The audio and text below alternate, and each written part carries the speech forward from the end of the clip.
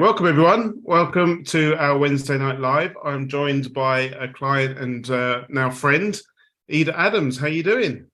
I'm good, thank you. How are you? Yeah, not so bad. Not so bad. You tired from your day's grooming? Surprisingly, yes, I haven't actually done that much work today, but still quite tired. How are you finding March? How is March for you? Um, cool. Yeah, probably quiet, to be Yeah. honest.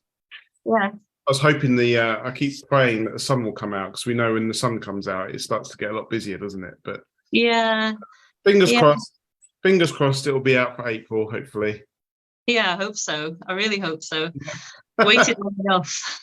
So you're the owner of Woof and Ready Pets, and I've invited you along here today because you joined our business program around this time last year. I think it was April last year, Yeah. and sort of wanted to discuss the kind of results that you're getting because some of the results have just been amazing. So I thought maybe we'd start off with a bit about yourself. Tell us a little bit about yourself, where you're from. Dog grooming's not been your hasn't been your life career, has it? What sort of stuff were you doing before then? How far back do you want me to go? What were you like as a kid?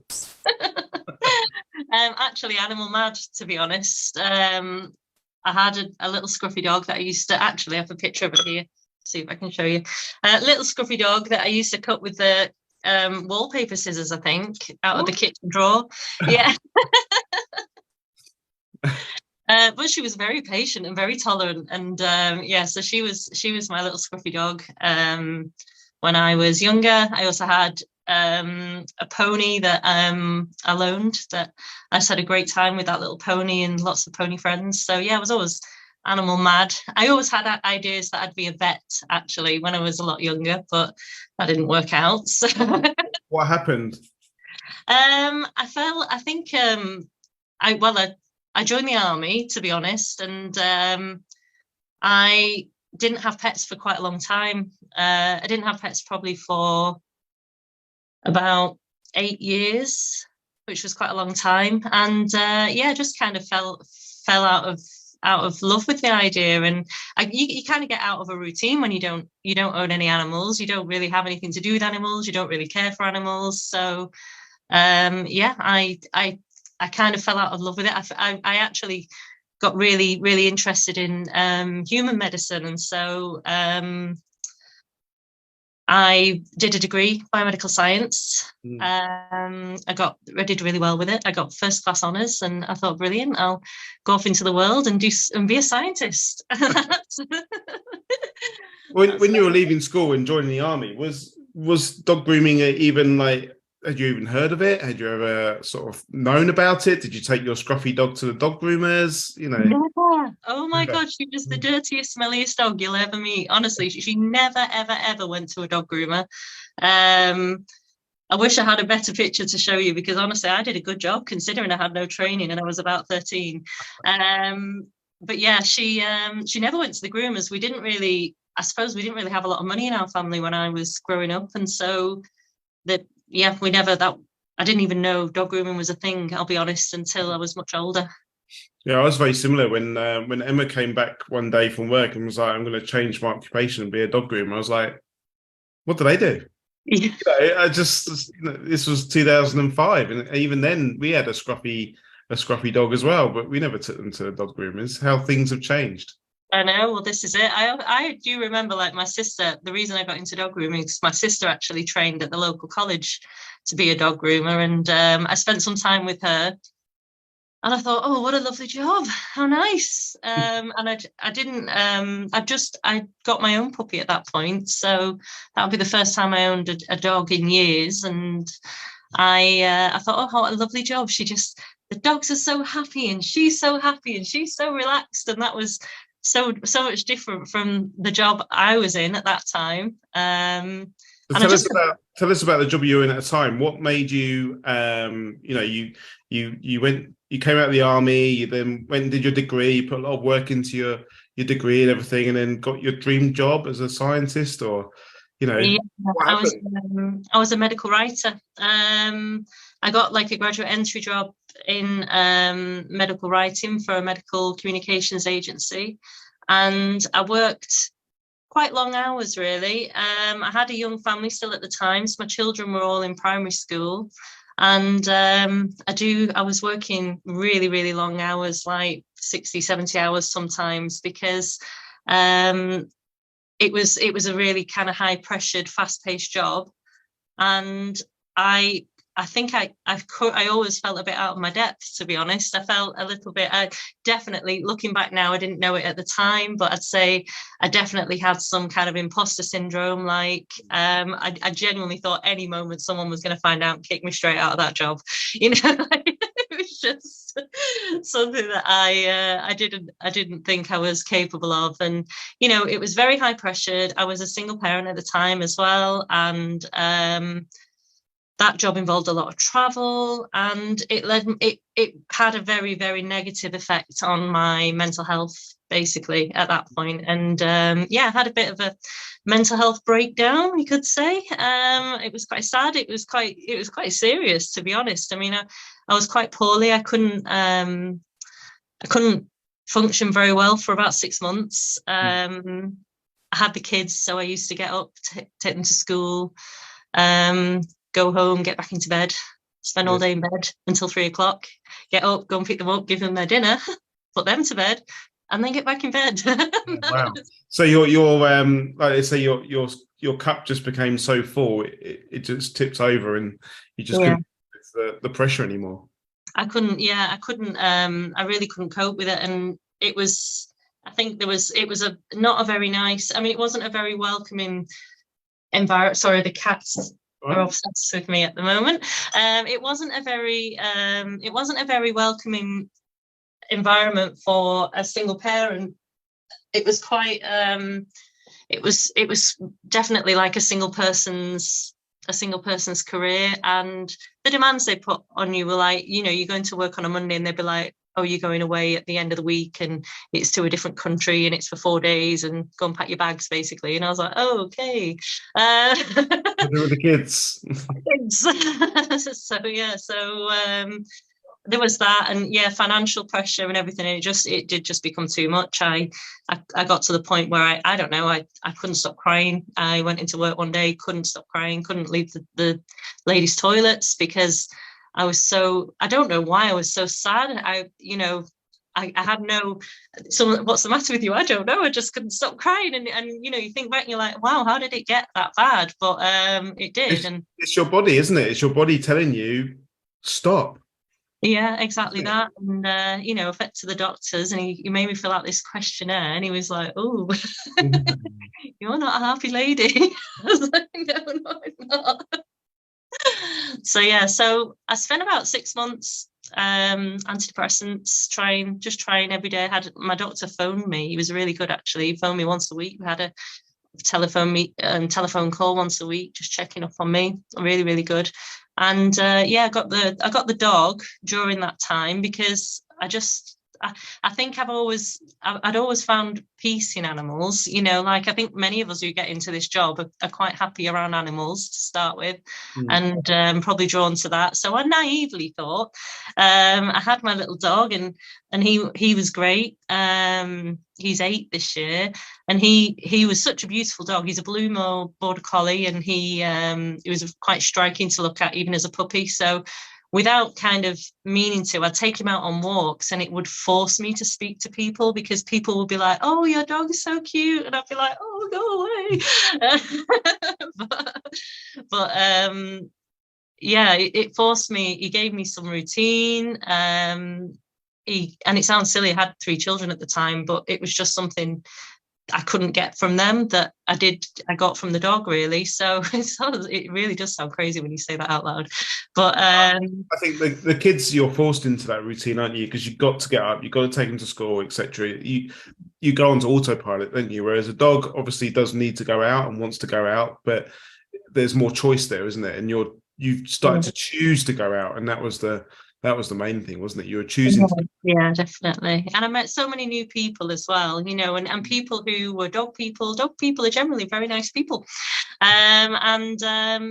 it was just it was nice. I remember that, like, it sounds really crazy when you say it out loud, but like walking the dog, and it was frosty, and just the air felt fresher, and it sounds really crazy. Like, it was fresher, it was nicer, the grass was greener, you know, like everything was just happier, definitely. Coming out of hibernation, really, weren't you? You're like, Yeah, almost. yeah, yeah. Yeah. Excellent. So how did you so I take it did you resign from your work? Did you just realize that you just couldn't do it anymore, so you had to leave? Yeah, I couldn't go back. I just I was at home, and I just thought, I couldn't face it. I couldn't do it anymore. I couldn't even, it would fill me with anxiety just thinking about going back to that, and I thought, it's not what I need, so I resigned. I think they were grateful I resigned, because I wasn't much used to them at that stage. And yeah, just like I say, my sister, I spent a lot of time with my youngest sister, and there's like 7 years between me and her. And she's always been like, she's lovely. She really is a lovely person. She's always quite happy-go-lucky. She's funny. She's nice, lovely company, quite a kind, gentle person as well. And, you know, she said, oh, why don't you come out with me? I'm dog grooming. And she used to go around to people's houses and dog groom in their house. And I was like, okay. And I went with her, and I was like, how is this a job? How'd you get paid for this? People are paying her to do this. So yeah, she said, oh, why don't you be a dog groomer with me? And I was like, oh, what a great idea. I'll try it. So we actually set up Woof Ready together. But we fell out. Didn't see that coming. We fell out, and yeah, it was quite a bad fallout, and we didn't speak for a few years. But because we fell out quite quickly after setting Woof Ready up, I had to go and get training fast, because I wasn't trained to be a dog groomer, and we didn't have lots of clients, but we did have some clients, and she just walked away from it, essentially. And I thought, well, I've given my job up, you know, I need to make this work. So I went and did a course, just like an OCN course. It was 2 weeks, and then off you go out into the world. So did you fall out over business, or was it obviously I don't want to go into personal stuff, but you fell out over business? Yeah, it was over business, because but we'd taken on a small salon in our town where we lived, and I'd put so much money into it with her, and it wasn't lots of money, but it was a few £1,000s. And at that time, I didn't have a lot of money, because I'd just given my job up. And then my sister got pregnant with twins, and we didn't know it was twins at the time, but it did turn, no, not with, she didn't get the twins though. So my sister got pregnant with the youngest of the boys. She's got 2 boys very close together. They're not twins. My other sister has twins. That's really nice. So yeah, the youngest of the boys, and she basically wanted to work. She wanted to work in the salon. Us both to work in the salon. She wanted to take 50% of everything that came out of the salon, but she wasn't going to be doing any of the work, because she was on maternity leave. And I was just like, no, I really can't do that for you, you know, like. And I felt really let down that she obviously knew she was pregnant when we were setting up the shop. Right. And I just felt like I'd been pulled into this financial commitment, and, you know, she put a lot of expectations on me, and at the time it was just too much. Again, I was just like, I can't cope with that. That's not for me. So yeah, it wasn't very nice, and we fell out for a few. We've made friends now. We're good friends again now, so that's good. It is very difficult working with family, isn't it? Yeah, absolutely. I think I would have learned my lesson about that, really. Yeah, I'm sure there's more to come. Yeah. So anyway, I did this course, and I set off, and honestly, I don't know how I got any clients. I really don't, to start with. I was like, my grooms were awful. I was just like, I looked at some of I've still got the pictures, because they pop up, you know, in your memories, and you look at them, and I just think, how did I do that? What year are we talking about? What year did you start? 2015. Oh, cool. Okay. So 2015, and you got a salon? No, at that time I was working it out of my dining room, essentially. Oh, what was that like? Interesting. Interesting. It was actually okay. Again, the things you do when you don't really know any better, I suppose. So yeah, people just used to come to our house, and I'd bath the dog in the bathroom, which was a downstairs bathroom, which was off the dining room, so it kind of made sense. Yeah. And yeah, I used to groom dogs in the dining room. Can you remember like any of your prices? Could you remember how much you were Oh. costing then or anything like that? I don't think I can tell you my prices. Oh, of course you can. Bill, this is naughty. So yeah, when I do remember potentially grooming a couple of dogs for about £25. And that would have been like a Westie. For each or for both? No, that was each, but they would never have come from the same family. I do remember doing two Westies from the same family and charging them £20 each out of my dining room. And can you remember how that used to make you feel? Like the work that you were doing and the effort? Oh my goodness, so stressed because A, I wasn't a very good dog groomer at the time, and B, I was doing it out of my house. And C, I wasn't very good at grooming Westies, if the truth, But So yeah, and I didn't, it was a lot of work. It used to take me ages, and I felt like, God, this is hard work. So I thought, well, I can't make a living like this. I don't know how Laura managed, just going around to people's houses, because her prices were very, very cheap. The same as what I was charging at that time, really. did you So just copy her prices and just carried on, did you? yeah, essentially, yeah. So yeah, she was charging ridiculous money, so I charged ridiculous money, and then I was like, God, this isn't enough to pay my bills. I better do some dog walking as well. That'll fix things. So off I went. And then to make matters worse, I'd have a few dog walking clients that I managed to get, and I loved the dog walking element. I used to go out, get the dogs, walk the dogs, bring the dogs back, wash them if they needed a wash, just their legs and their tummies and things, and then get on, groom at least one dog, and then go and pick the kids up from school. And do that every day. That was stressful too. Yeah. So how many years did you carry this on, like working from your dining? 2 years. So Yeah. 2017, what changed? I got a message one day randomly. Actually, what changed after that was before that I moved house. So I went from the dining room, into a little utility room on the back of my other house. When I say a little utility room, it had, the human baths, but they're like 1.2. I'm doing this because it feels like it was this big, like 1.2 meter human baths. Small ones. Very, very small ones. Like you couldn't lie down in it; you'd have to sit up. And I think actually Alex, when he was younger, did have a bath in that bath in the utility room, because we had a shower in the house. But it was 1.2 meters, and that filled the width of the room, the utility room that I was in. And then I had my large dog grooming table that I've still got now, which was up against the bath. And then at the end of that was a washing machine with like a storage cupboard on with all my tools in it. And that was the door. Wow.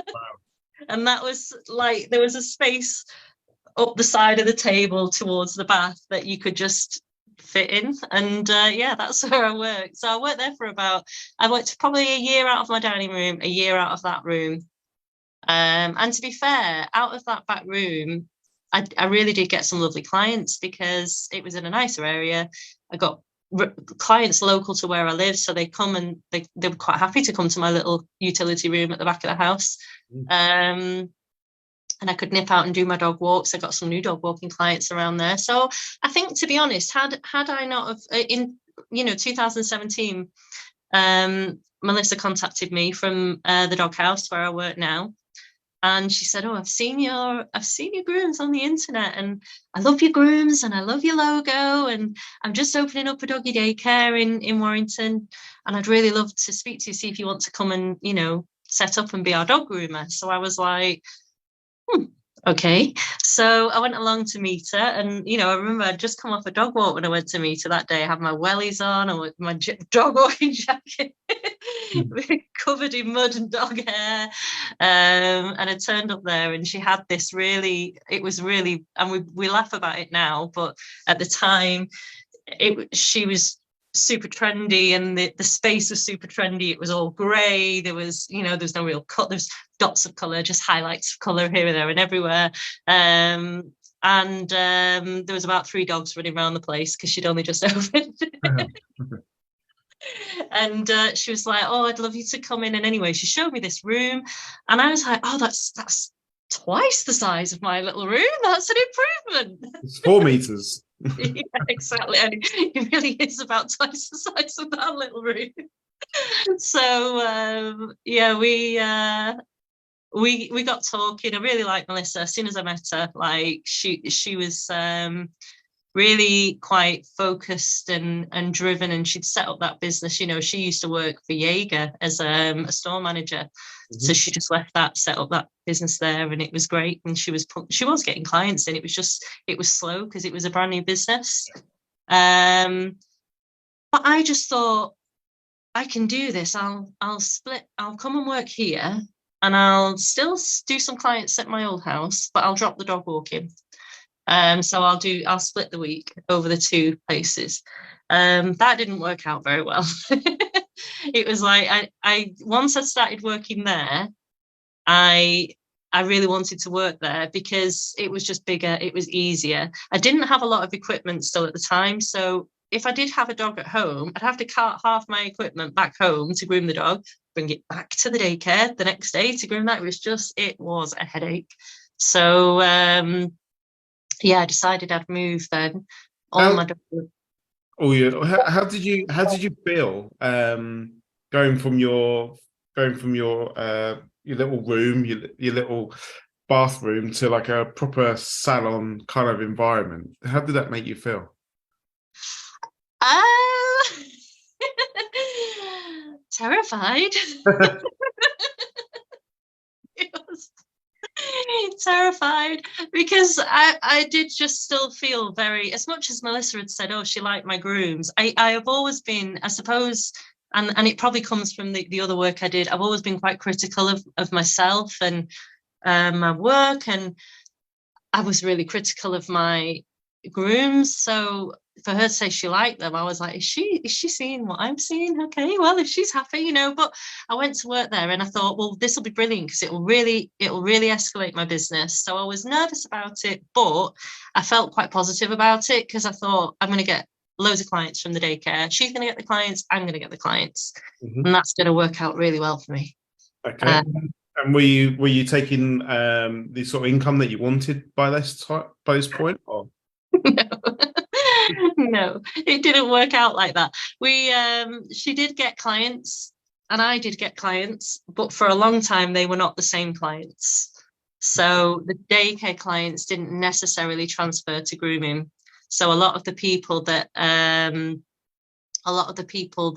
went to daycare already had groomers, or the dogs she used to take in the daycare were like Labradors, Dobermans, a couple of scary Huskies, and like she didn't. They didn't necessarily. They were not dogs that necessarily would look for a groomer particularly to start with. The ones that did come already had their groomers, and that was fine. Even to this day, I don't really poach clients from daycare. If they've already got a groomer, they've already got a groomer. They're just not my clients. That's how it goes. But yeah, so it took quite a while to build up. I took some of my clients from my house to the daycare, but quite a lot of them left me, and that was fine. I just had to find some new ones. But I was still very, very cheap working out of the daycare. And so my goodness, the first couple of years there were fun and interesting years. I'm assuming you're saying that sarcastically, kind of interesting. What were they like? What were they like for your finances?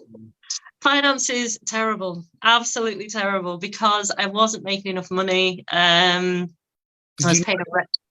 Sorry, did you know that you weren't making enough money? Did you see that you weren't and just didn't know I knew that I wasn't making enough money, Mm. but the eternal optimist, I always thought I just need a few more clients. If I can get a few more clients, I'll make enough money and it'll be fine. Um, and it wasn't fine for a long time. I worked really hard. I used to get the dirtiest and smelliest matted dogs and dogs with fleas and dogs with like nasty sores all over them and ear infections because I was charging ridiculous money, like still my £25 for a Shih Tzu or something like that. And because of that, I was attracting that kind of client. I guess I didn't really realize that at the time. I just thought that this is what all groomers have to put up with. This is what happens. So what you understood that you weren't making enough money. You could obviously see your bank balance and go, right, my personal income is not matching, right, my business income is not matching my personal income. It's short. Why? What was stopping you from putting your prices up, or I think at the time, to be honest, I had, because my children were still very young and I was single, I did get some benefits that topped up my income. Yeah.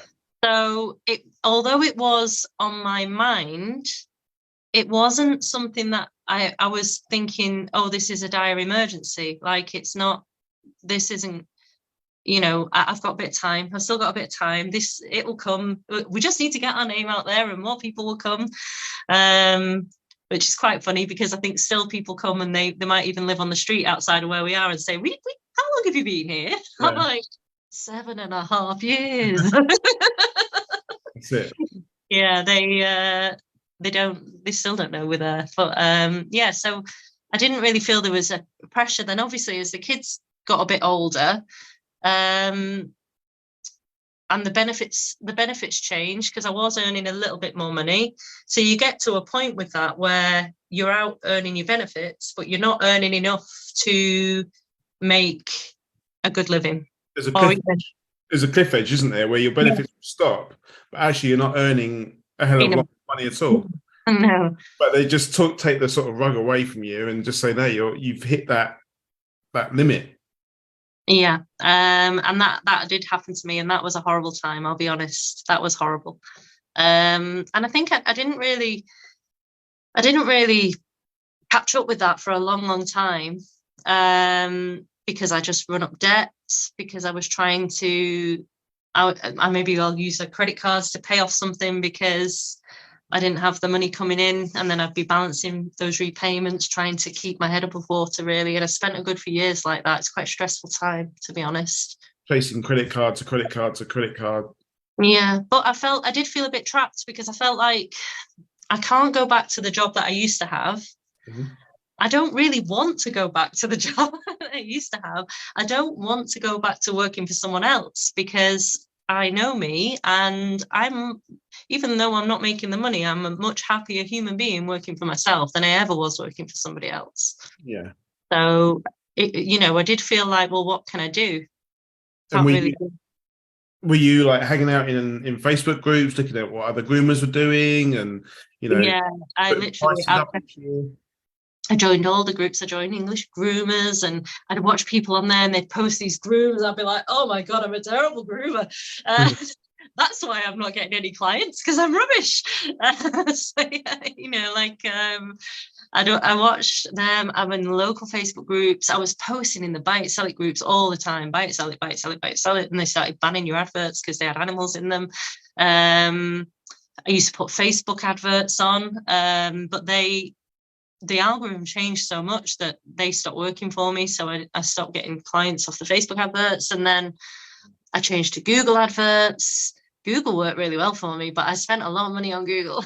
How much were you spending on Google?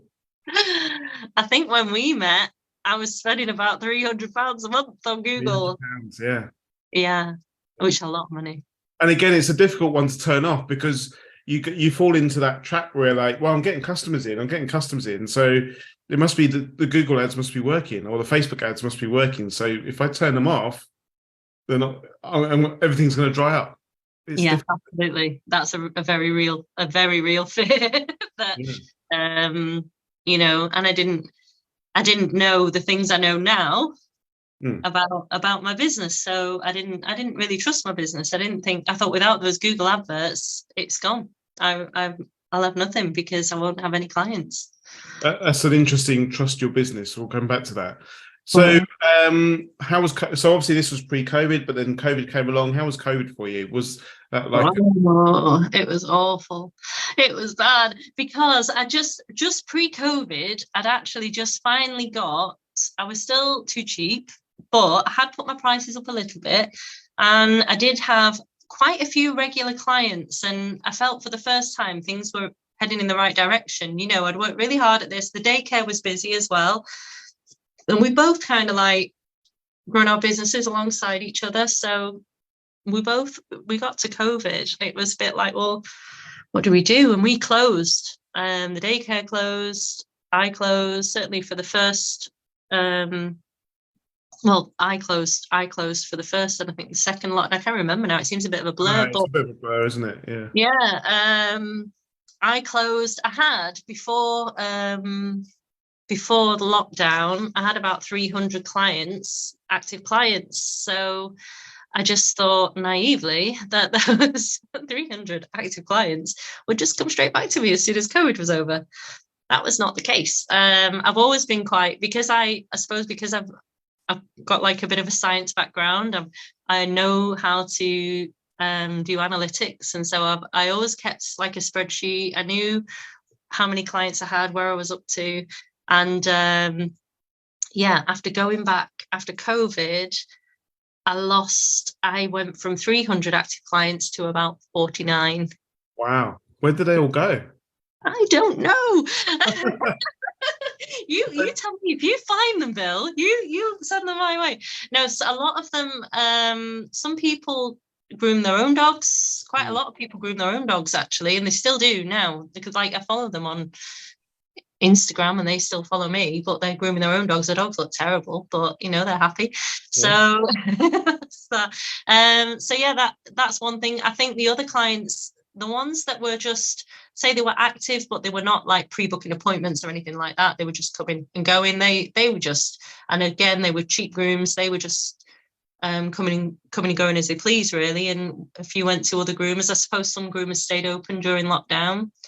And I think, knowing what I know now, I think during lockdown, I just went, well, that's us closed down, Facebook off, you know, like, didn't speak to anybody. I think I spoke to one of my clients throughout lockdown because they phoned me up and asked me how to get mats out of their dog. And I was like, all right, yeah, no problem. How are you? Yeah, I'm having a lovely time during lockdown. It's all hindsight now, but obviously, just prior to COVID, we picked up, we went and got mentorship and training, and our mentors were like, right, speak to your clients, you know, dig into your clients, show them how to brush their dogs, show them how to trim their nails, brush the dog's teeth. You know, we started a Facebook group for our client base. I suppose, you know, hindsight, isn't it? It's a wonderful thing. Oh, yeah, I could do it all again. So obviously I came along December 2020 with my Facebook group. So what was business like coming out of COVID and going into back to normal again? Hard, not as hard as it was to start with. Not as hard as it was moving into the daycare, but it was hard. I still had some clients. I've lost a few. That was quite sad. It hurt a little bit, to be honest, personally. It dented my ego a little bit. And then I put the Google ad on, and the Google ad was working, and I was getting people. I was teeth cleaning at the time as well, so I'd already kind of added that in. One of my clients had asked me for that. So I started teeth cleaning, and I was doing that as well. So people were coming to me still for teeth appointments, for grooming. I picked up some grooming clients from those teeth cleaning appointments as well. So it was a nice mix. It was just slow and steady building that client base back up again. 2020. So I still wasn't earning enough money. I was quite stressed about that, to be honest, because I am still single parent, and as much as my children are grown up now, so my oldest is 21, she's at university, and then my next one is 19, she's at university, and then my 18-year-old is in that room behind me. If he wanders past with no top on, I have warned him that I'm on a live video not to do that, but like coke break. Yeah. He's still here with me, but still, you know, I don't have any financial support from anybody. I certainly don't get any benefits anymore. So in 2020, it was stressful. I was still in a situation where I was like, God, will I make enough money to pay my rent this month? And that adds a significant level of stress to a person's life, let me tell you. Yeah. So you're living very much sort of hand to mouth. Absolutely. Yeah. If not like worse, because you just don't know where that extra income is going to come from. Yeah, and sometimes it would be a case of I'd prioritize a bill and know that I wouldn't be able to pay another one, but that next month maybe I'll pay that one and I won't be able to pay that one, and that's how real it was for a while. Yeah. So you do the same things, you get the same results. Was that kind of going through your head? I really did. I went through a bit of a low period then, to be honest, because I felt like I've been at this for quite a long time now and it doesn't seem to get any better. And by the time, I suppose, when we're talking 2020, so 2021 maybe, I felt a bit quite sad. I felt myself getting a bit low again because I felt like I've worked so hard and I really am a hard worker, like I will work hard. I'm not afraid of hard work. And why does nothing ever change? Why does my situation not improve? So I was feeling quite low. So I started to look. I'm always, quite a proactive person and I wanted to make some changes. So I started listening to podcasts. I'm no stranger to like self-help things. It got me through my breakdown and my recovery there. I used to, I'd do meditation. I'd listen to positive affirmations. I try, that would get me up every day. Yeah. So it was no different. I just thought, well, I'll learn what are people doing differently to me? Why are some people doing really well and some people like me not doing that well? I wasn't doing terribly, like I think by the time, I listened to some podcasts. I found your podcast and I think before we even spoke, I'd listened to quite a few of those podcasts. So it's quite funny actually, because I felt like I already knew you before I knew you, which I didn't at all. It was weird, like some weird stalker thing. But it does kind of break down those barriers though when we do actually end up talking and discussing your business. I suppose it does break down the barriers, doesn't it? Yeah, definitely. So I was quite low. I was quite desperate, to be honest, because it got to a point, I think, where I kind of thought enough's enough now. I can't do this anymore. I was earning a fairly decent income by the time I spoke to you, but it wasn't it was still quite sporadic in that I've still, even to this day, it's better now, but I still don't have weeks and weeks and weeks booked up ahead in advance. I don't. It's just not the way my clients operate. It's not the way I operate with them. And I think I always blame my clients, to be honest. And then I was like, actually, let's look a little bit inward here. I kind of like that approach where I don't really want to be tied to my diary. And tied to appointments, forevermore. So it kind of suits me well to work as I work at the moment. I do have an online booking system and people book on that. So it saves them needing to book in advance, I guess. They can book and rearrange their appointments on there. So what made you hit the button? What made you go, let's go and talk to Bill. Let's go and book an appointment?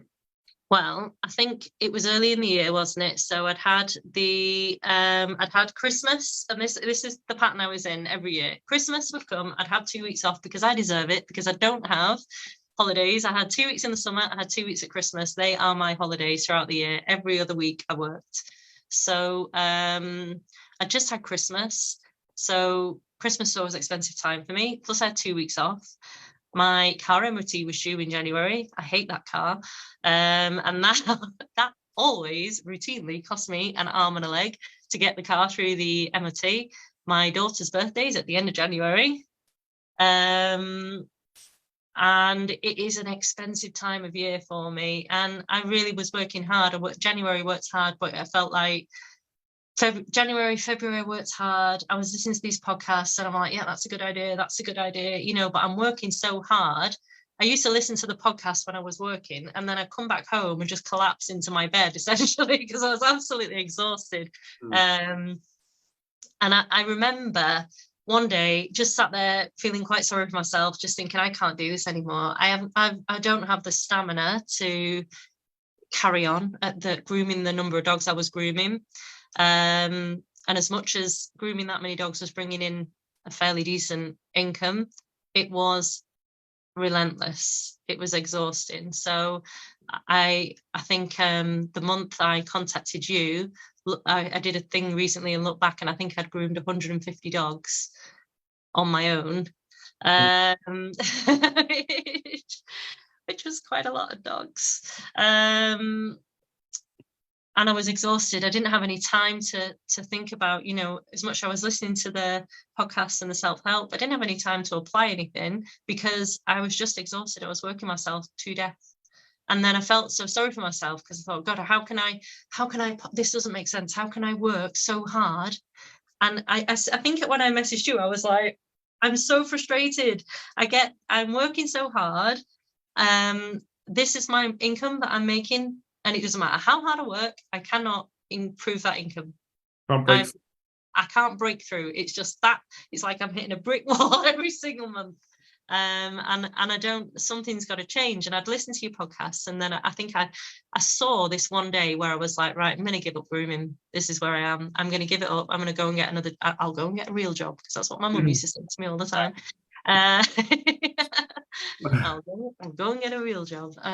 So yeah, I'm going to give it up. And then you had posted, I must have been a member of your other group, your business support, this group that this one's in. And you'd posted something that day, and I think you were you'd posted one of your posts where you were looking for new clients, and I just saw it and I was like, I don't know why. I just hit the button. I was like, I'll ask. I'll see what you say, and popped you a message, I think. And then I think we had a call in a day or two after that, didn't we? It wasn't very long after that. But yeah, I felt like I'd seen your post, and you were like, it was one of those posts where you'd put, I can't remember, and I'm sorry if I've made this up completely, but something like you were gonna get people more organized, get them earning more income, working smarter, not harder. And I was like, this sounds incredible. This is just what I'm looking for.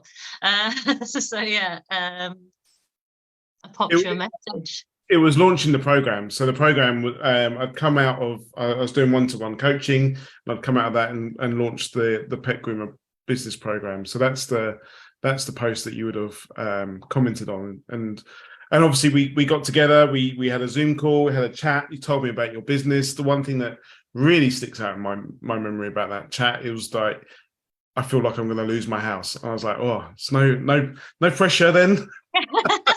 If I don't earn this money, I'm going to lose my house, because you're renting, weren't you, at the time? And you're like, okay, we can do this. Yeah, it was serious. It was serious. To be honest, like it was really bad.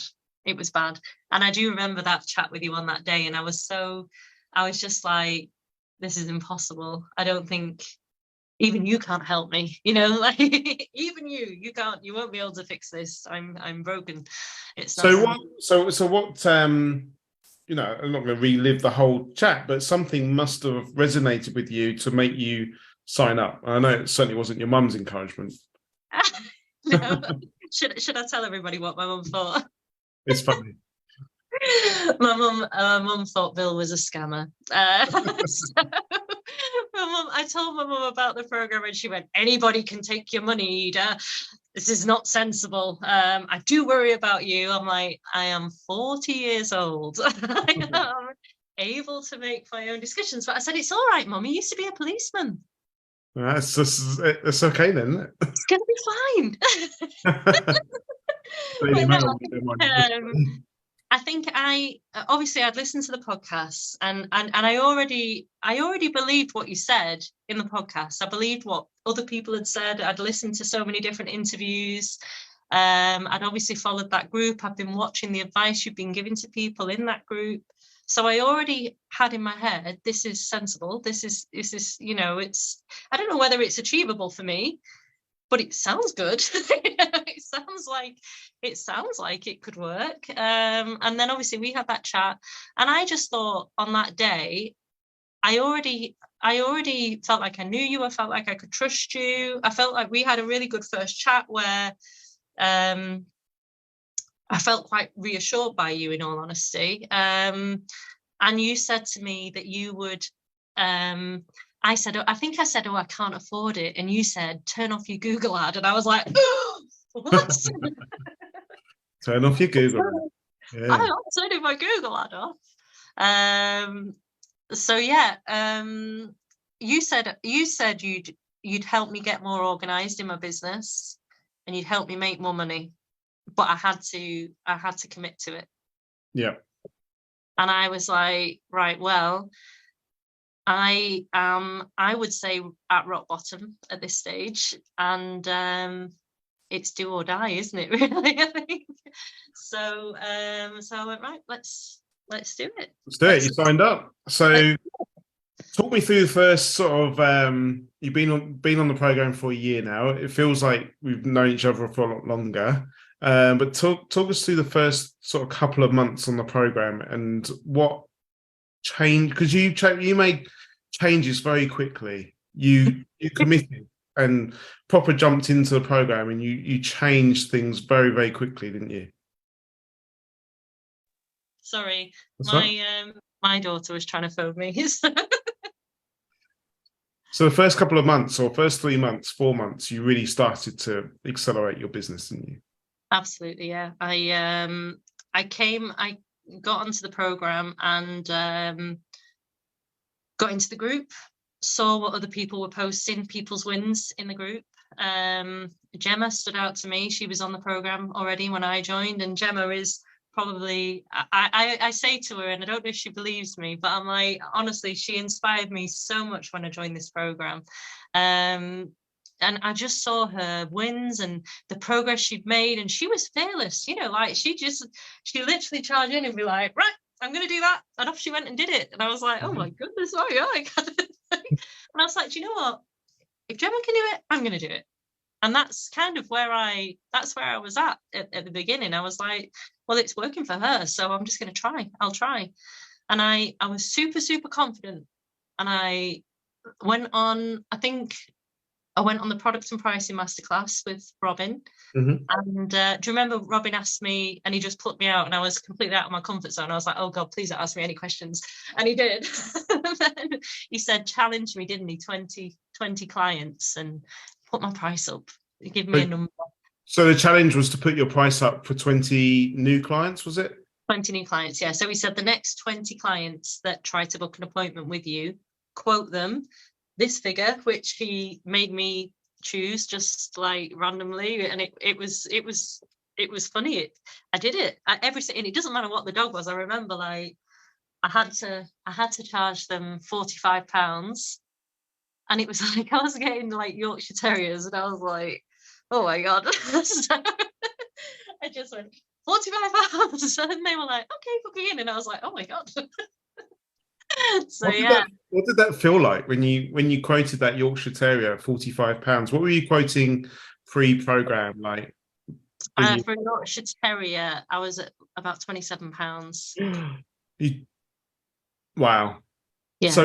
So what is it like when you've been doing this for 7 years, been charging 25s, 28s, 27s, Yorkshire Terrier, you know, tiny little dogs, and you've gone and sold at £45. What did that feel like? It was, I say this such a lot, and this has been my word for the last 12 months, mind-blowing. like, mind-blowing every single day. The 20 new clients, my phone was ringing because I did sneaky still had half of the Google ad on, just as an insurance at that time. But so the phone was ringing, and it was warm, wasn't it, at the time? So people wanted their dogs grooming. So I think it was an easier sell to start with. But 20 new clients, every single one of them, I quoted them £45, and every single one of them booked in. And I was like, oh my God. Like I worked out how much more money I would earn just from those 20 clients versus the prices I'd been charging pre-program. And I was just like, how did I not do this sooner? Like, I don't know. How is this even possible? So I mean, can you remember the phone call that you made to me just prior to starting doing the quotes? Yeah, because I because I do tend to jump into things. I did know it was after the 20 clients, because I was like, right, well, if 20 new clients are going to pay those prices, then all of my existing clients are going to pay those prices too. So I just stuck all the prices up on my online booking system. And then I thought, right, I'm empowered. I'm going to go out there. I'm going to tell these clients. And the first client, my Wicked Witch client, she was horrible to me. What sort of percentage had you changed their prices by? Well, I was changing her from £36 for a very, very beautiful, fluffy cockapoo to £54. Okay, so big jumps. Yeah.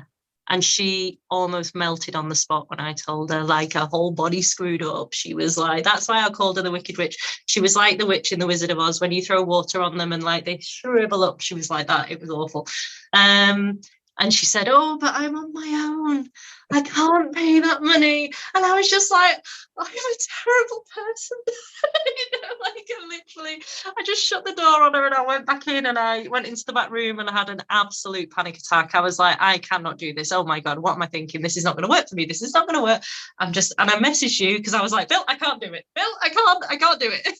This is not going to work for me. And God, I think I even cried on that phone call up the side of the building, because I was like, I just don't think this is going to work. And you were like, right, stay calm. She's one person. Yeah. Tell the next person. I was like, I don't know if I can. I don't know.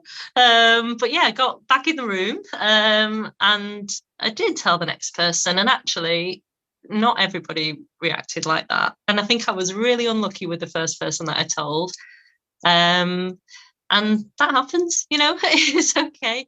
But I think at the time I was still, because I was quite new to it, their opinions still really mattered to me. Their opinions of me and their opinion of the kind of value that I provide really did matter to me. It was still very early days for me. So while I think there's definitely been a change in me, because back then I almost did it because I felt like, well, I'll try it and see how we get on. Whereas now I just believe I deserve it. And I deserve it, and that's the end of it. So financially, everyone always talks about the money and they think about the money. So financially, obviously, you are making more money. There's no ifs nor buts about that. You're making more money. But how has the program helped you mentally? I feel the first thing for me, I feel like before joining this program, I felt very, very alone with my business. It was my business. Nobody understood. My friend, even my best friend, didn't understand. She's very well employed. She's a doctor. She works for the NHS. She doesn't understand. My mum also works for the NHS. A lot of people I know work for the NHS. My mum works for the NHS and she is employed. She has a pension. She didn't understand. She thought I was foolish because I didn't get any sick pay. I didn't get any holiday pay. I didn't have a guaranteed income. I was making life more difficult for myself than it needed to be. Nobody understood. I was very, very alone. My closest ally, I suppose, was Melissa, who owns a daycare that I work from. But we ran very different businesses from one another. So as much as we could support each other, she didn't know enough about my business, and likewise, I know we know a lot more now. We talk a lot more, but we didn't really talk like that. So I felt very alone and I felt very unsupported. And I think the biggest change for me has been that I don't feel alone in my business anymore. I know it's still my business and I know I am still responsible for it, but I don't feel like I am alone in my decisions. I don't feel like I'm alone in my thoughts. I feel like if I have a wobble, there's you've been great support to me, and I can't thank you enough for that. Like that, it's been fantastic the last 12 months, absolutely incredible.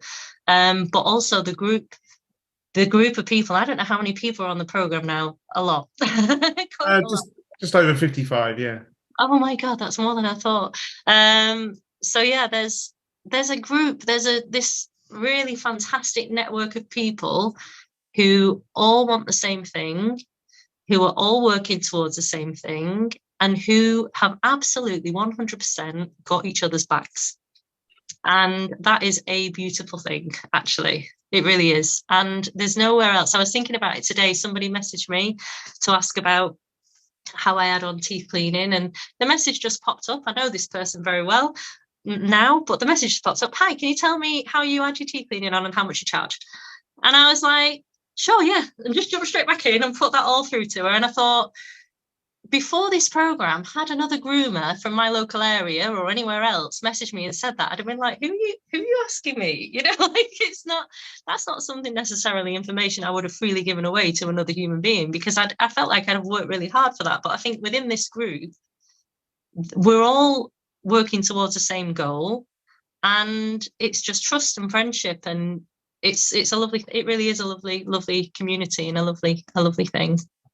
And tell us, obviously, you got the support from myself, but there's other mentors as well. Tell us your experience with Louise, our mindset mentor. Oh, Louise is lovely. I love Louise. Louise is lovely, and she's very different to you, and her style of mentoring is very different. Sometimes Louise scares me a bit, I'll be honest, but Wow, she's very, Louise is can be very direct, but she's very good. She's a mindset mentor, and if you have a bit of a wobble and you think you can't, you're going to struggle with something, or you are struggling with something, and I'll be honest, that hasn't, for me, it hasn't always been business related.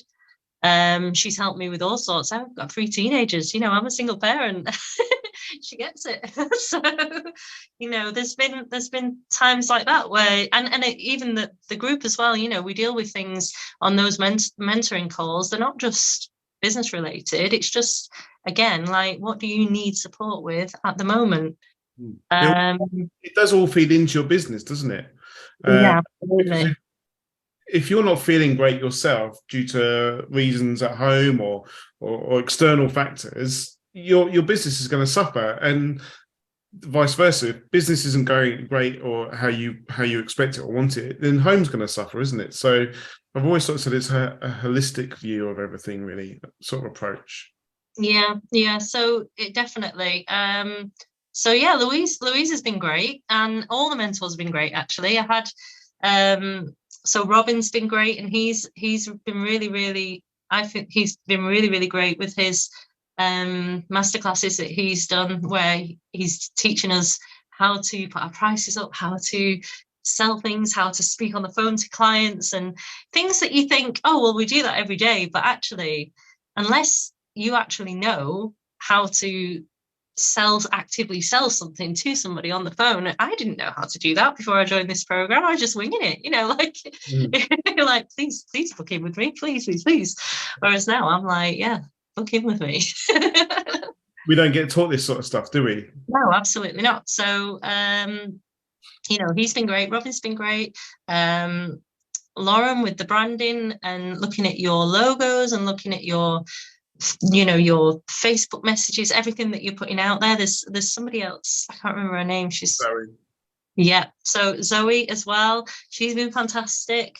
Everybody, there's so much value, I think, and it surprised me, to be honest, because I knew that I was getting you, but that's really all I knew when I signed up. I didn't really realize what a massive support network there was. And I think it's fantastic. It keeps getting better, to be honest. Like it keeps getting better, and there's just so many resources there to tap into if you need them. What would you say was like your biggest mindset shifts? Has there been shifts around money mindset? Has there been shifts around your internal values, how you value yourself? What would you say would be your biggest sort of standout shifts?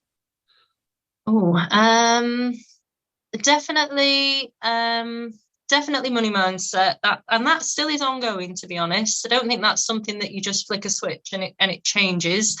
It's something that's ongoing. It's something that I definitely revisit regularly because it's relevant regularly to me, and so I revisit that regularly. But also, yeah, I think, like I said earlier on, I feel like now I do trust my business.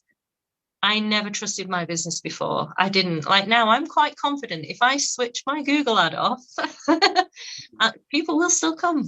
And they're coming, because I provide a good service to them. They're happy with the service that I provide. They like the way I trim their dog's hair. I might not be the best groomer in the world. I don't claim to be, but I'm doing a good job. My clients like it and they keep coming back.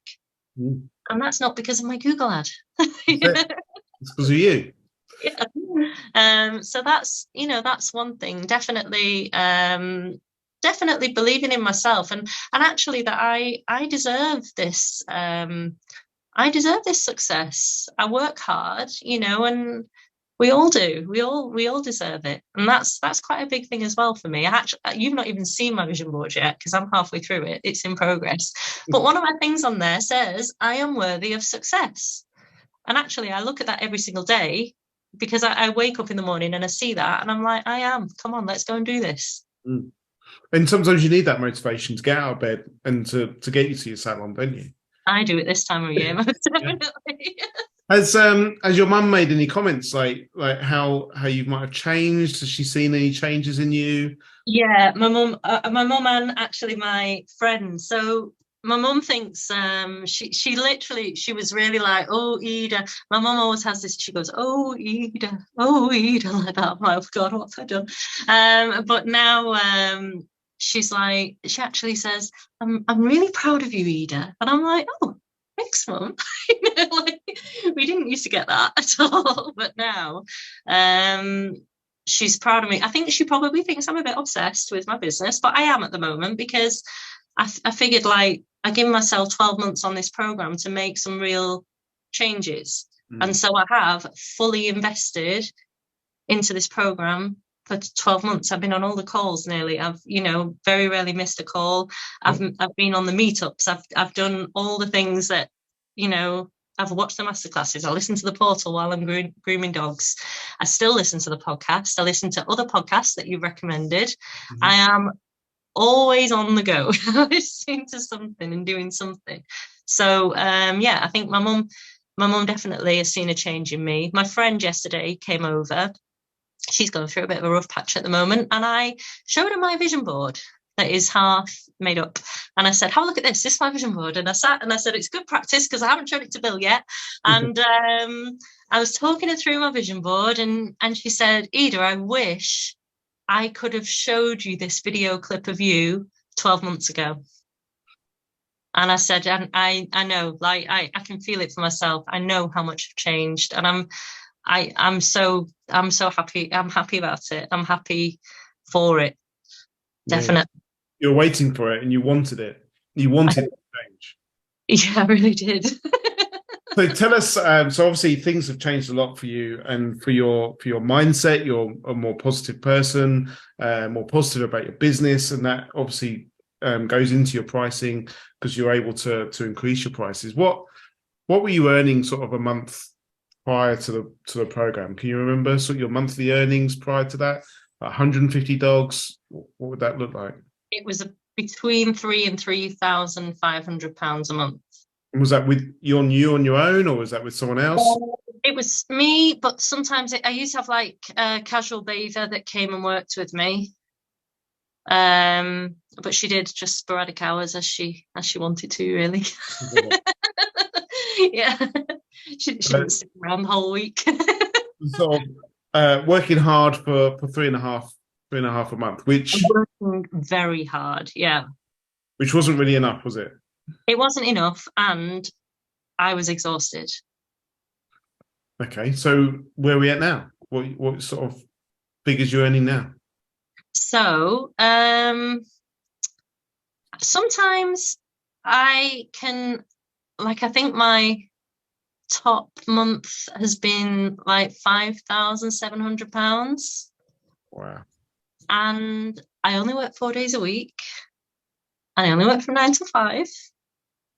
Um, and I don't overrun myself with dogs anymore. No. And it is mind blowing, actually. That is the word of the program, mind blowing. I'm just like, So, sometimes I have to pinch myself, like, how has this happened? This is so different. so this, I think that was 5,700. Was that February this year, or Yeah, I did in February, didn't I? Was it? Yeah, February last month. so when you were sitting there looking at that at the end of the month, what did you think? You can't say mind blown again. How did that make you feel?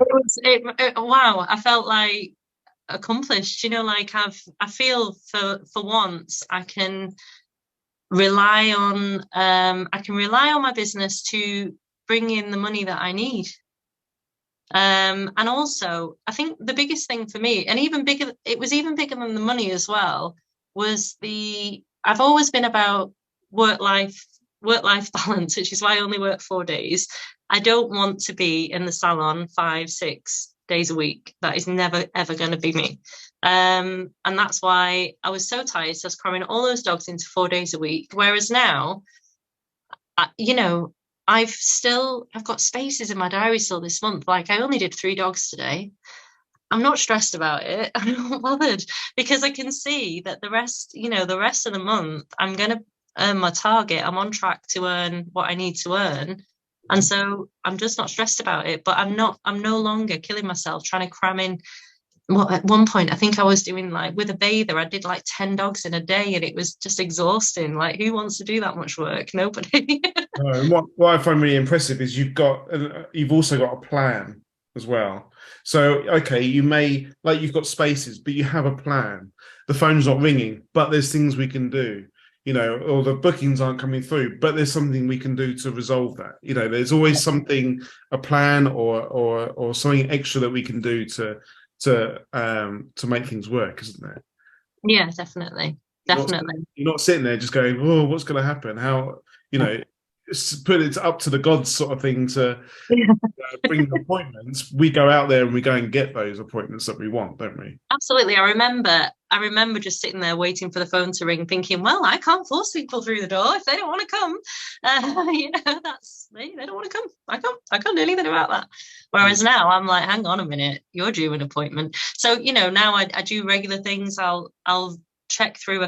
I'm a lover for my spreadsheets. I keep up to date with my spreadsheets. I know when people are in, and if they're not booking ahead, when they're due, so I can pop them a quick message and they'll turn up.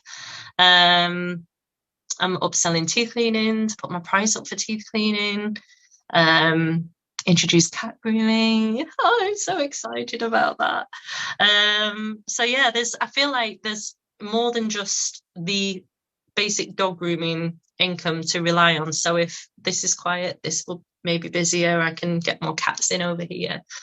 So Yeah. it just gives me a few more options. Options, always got options. We're always sort of looking at the next new thing and diversifying. And what more could we do? So, why would you recommend someone joining the business program?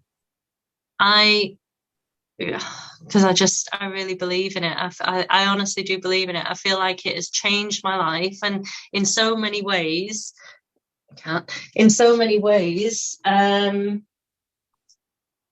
it's made me more confident. It has made me more organized. I'm making more money. I'm working less. I am enjoying grooming more, because I really, really didn't enjoy grooming when we first met. I hated it. It was killing me. it was so hard.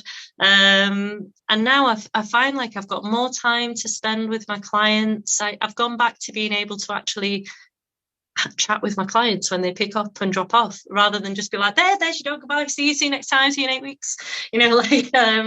Now we can actually have a chat, and I feel like I've almost gone back to my relationships with my clients that I had when I was less busy, but I'm being paid more money. Yeah. So it's nice. Yeah. Excellent. And for that reason on their own, I think there's so many people, and I really do believe there's so many people that are not charging enough money for grooming, especially where I live. And I have a couple, not many local grooming friends, but I have a couple, and one in particular, I really want her to join the program. I keep asking her, I will keep asking her. I'll ask her all the time because I just think she needs to. It'll change her life. You know, I really do believe in it because I just think you can get so much from it, and it's not just like, not in the nicest possible way. It's not just you, Bill. It's everybody, you know, it's everybody. And you can get so much from it. The friendships as well. Like, my goodness, I've got such lovely friends from this program that my life wouldn't be the same without some of those people in it now. So going back on that point, I loved it when we got together in January for goal planning day, and we all went out for dinner. There was about 20 of us, wasn't there? 20 pet groomers, you know, converged on the hotel from all over the country. And I sort of sat there, and it, you know, like you said, it's not about me. It's not my show. It's not the Bill show. There's a lot of other mentors, and you know, I value everyone's opinion, and everyone's got something to bring to the table. And it was so nice just watching like all these pet groomers come together, and it was like everyone knew each other, and everyone started networking straight away. Oh, you want to find out about this? I'll come over to my salon and I'll show you how to do it. You know, and like you said, there was no like guarding, there was no like, oh, you're my competition or anything like that. It was all like just welcoming and friendly, and everyone wanted to help each other, and that was just amazing. I didn't expect. I didn't even think about it, and I sort of sat back and just like, oh my god, this is amazing. But like a proud dad moment. Kind of, yeah. I suppose so. You know, what have I created? Yeah. No, it was lovely. That was such, and that on its own, just that goal setting day was fantastic. It's, you know, my vision board is pinned up with all my goals from my goal setting day, and I'm well on my way to achieving them. You know, like just that, having that plan in place and knowing, not just putting the plan in place, but having the goal in place, but putting the plan in place to achieve that goal and working on that plan every single day. Sorry, the cat's sticking her backside in the camera again. Working on that goal every single day. It's been so already this year. It's changing things for me, and I'm really excited actually about the rest of the year. I feel like I'm just at this point now where I've just introduced the cat grooming. I've put my prices up with the teeth cleaning. I've got the apprentice who's just started, and things are set to change again. And I feel actually quite excited and motivated by it. And that's a big change too. And this, like, I know you can see the light at the end of the tunnel, as in, you know, financially, debt is starting to disappear because you're earning more money and you're able to pay more off, and then the savings are coming. The savings are on the horizon, aren't they? Oh yeah, I've got them on my vision board. You know, the buffers, the business buffers, which again, when you start building savings in your life and in your business, the business changes it all again, because you can relax even more into your business. Yeah, I feel like I'm literally at that point now where it's about to change for me, and I can start doing that. I'm so happy about that. Yeah, it'll make a big difference to me. And that's all your hard work's paying off as well, isn't it? Yeah, I feel like as well, I never really gave myself credit for the hard work that I put in, but now I'm like, actually, you work really hard. Well done you. That's it. There's been some difficult conversations, there's been highs and lows, but that's with any journey, you're going to have those, aren't you? Absolutely. It's hard work. It is hard work, but it's enjoyable. Like it's stopped from being relentless hard work to a challenge in a way that's quite exciting. Like I see it as like, you know, even setting the daily targets for earning. I'm like, right, how far off that am I? What do I need? A couple of nail trims, a teeth clean, right? Who have I got in today? What can I sell them? You know, just changing that. Or I'll literally this week I've walked around the daycare going, oh, that dog's nails need a trim. Just text their owner and see if they want a nail trim while they're in daycare. Does that work? Actually, yeah, I had like £60 this week. Excellent. There's always opportunities, isn't there? Yeah, definitely. I really so obviously on I talk to a lot of groomers and I tell them about the program, and sometimes I struggle to try and emphasize what the program's all about and like the community, and I want to put it in a bottle, and sort of if I could put it in a bottle, what would it look like? And I suppose community is probably the best word for it, isn't it? It's a community that helps you get shit done. Yeah, absolutely. I mean, we've got the WhatsApp group, which is the busiest WhatsApp group I have ever been a part of in my entire life. I think one of the girls said she'd not been on it for 3 days, and there was 300 messages in there. 300 unread messages. It can be like minute by minute support for sometimes, can it? Yeah, well, sometimes we need it, and we've all, I've been in there when I've needed it, and other people go in there when they need it, and that's what it's all about. I think, there's not one person that helps one other person out. Everybody chips in. Everybody is prepared to offer advice, and I've had somebody, I think when you were talking before about helping each other out, I had somebody come to my salon and I helped her with teeth cleaning. I went and helped somebody else with cat grooming. It's we're all working together, and if we can help each other, that's what I like about it, is everybody is really, really welcome and wants to help. And that's not just the mentors, that's the other groomers on the program. Nobody's sitting there going, oh, I'm just in it for myself. No. So you're excited about your cat grooming. You came and learned a bit of cat grooming. Oh, I loved it. Is that going to be your main sort of driver for the next 6 months or so? I have put a Google advert on for cats. So yeah, I do want cats more than anything else. I love grooming cats. I didn't think I would like grooming cats. I've got 2 cats here by default, because the brown one is my daughter's cat, and the white one was my nan's cat that I've kind of inherited. I was never really a cat person, to be honest. And then I did the cat grooming day, and Emma, bless her, is a lovely human being, and she's very kind and generous with her knowledge. And the cat grooming, she made it look lovely. It was just so nice, and I was like, oh god, I can't wait. I'm going to go home and get all these cats in. So I think on the way home I'd already lined up my sister's cat so I could groom that the first week back, and with my sister's cat. That was interesting. And then I've had my first paying client this week, and she was really, really happy, and it was a whole different experience to a dog groom.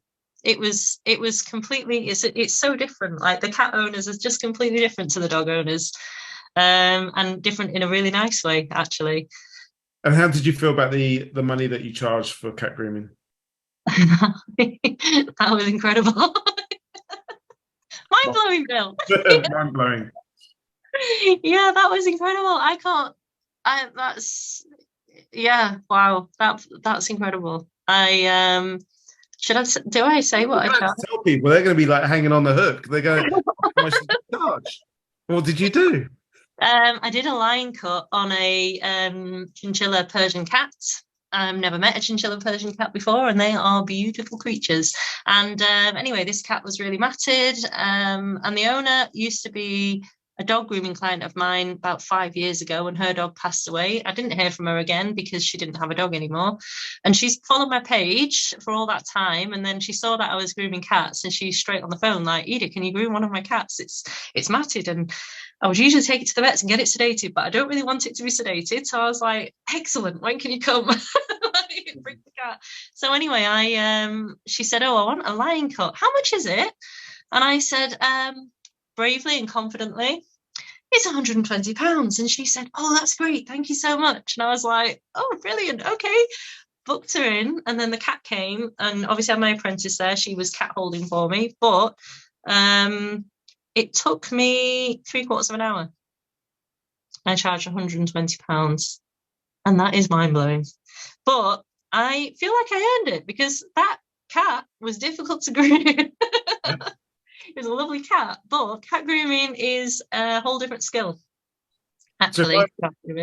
So if I said to you in April 2022, when we had 2022, when we had our initial conversation, Eda, you're going to be earning, you're going to earn the most amount of money, £5,700 in a month, and you're going to be grooming cats for £120.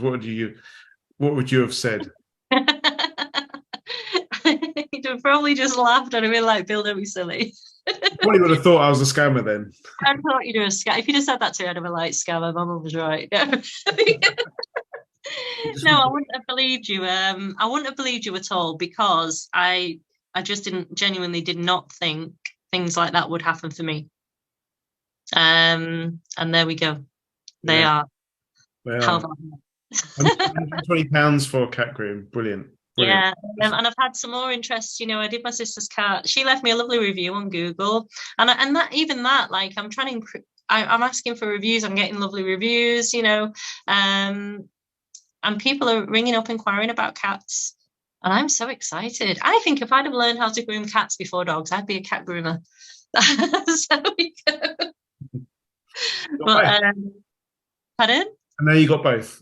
Yeah, exactly. It's a wonderful day. But yeah, I think it's going to be great. I'm excited about cats, most definitely. So if obviously this podcast goes out all over the world, which is awesome. If there is a person there who is just in training, or maybe they're a year into their business, they've done their qualification, they're a year in, they're looking at their books and stuff, what would be your sort of top 3 bits of advice? I firmly believe that the best thing you can do is get a mentor. I really do. I don't think I would never have made these changes on my own. I never would have put my prices up. I never would have done the cat grooming. I never would have been confident speaking to the clients the way I am now. So definitely get a mentor, but don't just get any mentor. Get the right mentor. It has to be the right mentor for you as well. Right mentor. But no, I do think I had listened to other people in the past, and I've thought, no, that person just isn't going to be for me. I think you do have to have some sort of connection. You do have to get on. But yeah, definitely get a mentor, and I think don't be afraid to put your prices up and charge. Don't follow what everybody else does, like £30, £36, £38. It's not enough money. It's really not enough money. Put your prices up and believe in yourself, really. Go for it. Be the most expensive. Yeah, definitely. I think I am the most expensive in my area. At least that's what some of the clients tell me. Definitely. Follow the masters, not the masses. Exactly. Excellent. Well, I'm going to leave you you got a busy day tomorrow? Yeah, not too busy. Good. But there's like 4 dogs, 2 teeth cleans, and we should be, I think we're starting at 10 and we should be home by 4 o'clock. And that's all you want, isn't it? Yeah. It'll be a good day. Meet your target? Yeah, I'll beat my target tomorrow. 2 teeth cleans and 4 dogs, target beaten, home by 4 o'clock. 4 o'clock. Yeah, it'll be 4:30 by the time I get home. But yeah. Wow. Yeah. You go there till 7. I've been there till 7, 8 o'clock sometimes. Yeah. It has been an amazing journey. I've loved listening to your story, and like where you've come from and how you've improved, and watching the changes, listening to the agony at times, the panic, and helping you through all those sort of all through those times. And this is just 1 year, This is just 1 year, so it's going to be awesome watching you and your business sort of grow over the next 6-12 months. You're stuck with me now, Bill. This is it. Yeah. How do do you impart this information to Melissa? Do you go and has Melissa's business changed from? Yeah, so Melissa's put her prices up. So Melissa is so funny. I love her to bits. She's so funny, but she's now put her prices up. So she's charging an extra £5 per dog per day to all the new clients, and she's actually created a little support group of people in local doggy daycares, and she's like the ringleader now, spurring them on. So it's definitely rubbed off on her, and everything I learn, I'm running back and telling her, and she's like, "Oh, brilliant! I didn't think about that. I didn't know about that." So I think it's helped. It's helped with Melissa's business as well.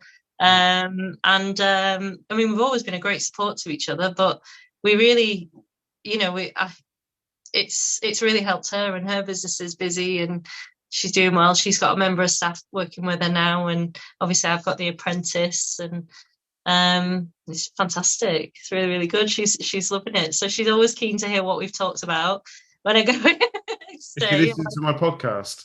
I have put her on to a couple of them. She does love a podcast. So. I'm sure she'll listen to this one. Yeah, I think she will. Excellent. Well, I will leave you to your evening. Well done for all the hard work and the changes that you made in your business. And thank you for coming along and sharing it with other people so they can find out a bit more about yourself, the changes you made, and also this program, the business program as well. So thank you very much. You're welcome. Thank you. Thank you for, I've said it before, but thank you for everything so far. I really do mean that. I really do. It's been fantastic. And we'll catch up, probably see you at Groomfest. Yeah, probably. Probably. I dare say I'm not going to hide away from any of these meetups now. That's it. I'll be at all of them. Too much fun to be had. Yeah. Okay. Excellent. Well, thanks a lot, and I'll catch up with you soon. All right. Take care.